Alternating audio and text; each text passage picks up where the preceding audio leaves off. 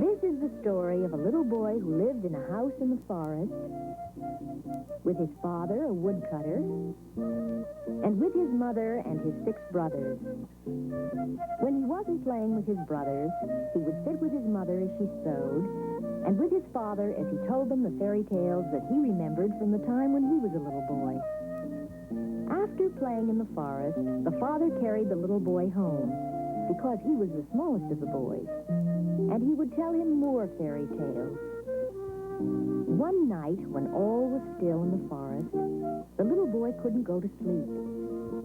He went downstairs and heard his parents talking. "We haven't enough food to feed our 7 boys," the mother said. "You must take them out into the forest and leave them. They will have to learn how to find roots and berries to feed themselves."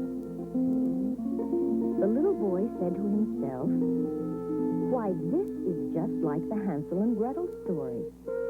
And like Hansel, he went out into the moonlight and collected stones and put them in his pocket.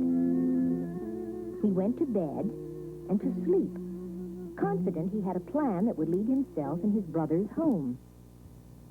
The next morning, with a sad face, the father led his sons out of the house. The smallest boy walked last.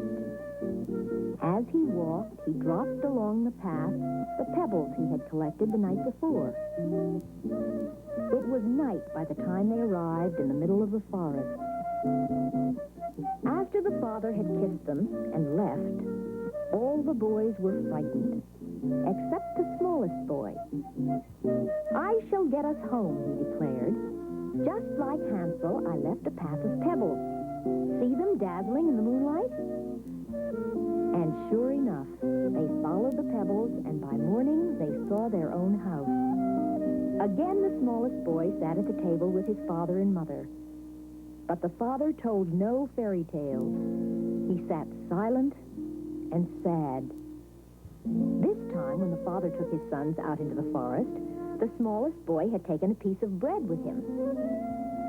He threw crumbs along the path, just as Hansel had done, to lead them back home. Alas, he had forgotten that in the Hansel and Gretel story, the birds had eaten all the crumbs that Hansel had dropped on the path. When the smallest boy went to look for the crumbs, after his father had left him and his brothers deep in the forest, they were all gone. He refused to be discouraged. He climbed up a tree to look for their house. He didn't see their own house, but far away in the moonlight, he did see a house that was brightly lit. "Climb up here," he called to his brothers. "I can see a house from here."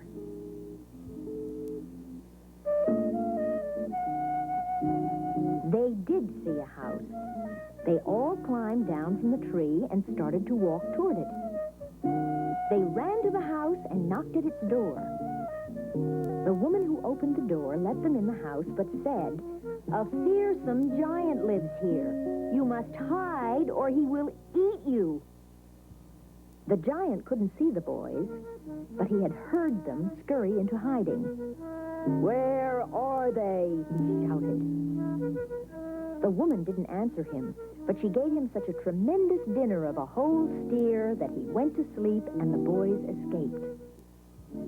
But when the morning came, the giant took up his sharp knife and went to look for them. He looked for them through the day and into the sunset. All through the forest he searched for them. He was so determined to find them, he walked all through the night. At last, he came so close to them that the boys heard his heavy footsteps. They hid behind the trunks of trees. The giant was so weary of looking for them that he slumped down against a tree and went right off to sleep. "Why," said the smallest boy, "he is the giant with the 7-league boots. I'll take them. Then he can't take those big 7-league steps. But I can." And the smallest boy put on the giant's boots and with one step was out of sight. He leaped through the night in the magic boots, just like the giant with the 7-league boots in the fairy tale. He took giant steps all through the day. He raced along until he came to the gates of a great castle. The guards at the gates saw him and took him to the king of the castle. "You have the dreadful giant's boots on," said the king. "They will let you go everywhere faster than light. So I shall make you my official messenger." The smallest boy went hither and yon, uphill and down, with messages from the king. He also found his brothers and led them back to the king's palace. The king was so grateful to the smallest boy for all the errands he had run for him in the giant's 7-league boots that he rewarded him with a bag of gold and sent him home. The woodcutter and his wife were happy to see all their sons again, and happy to see all that glittering gold. "How did you ever find your way home?" asked the mother.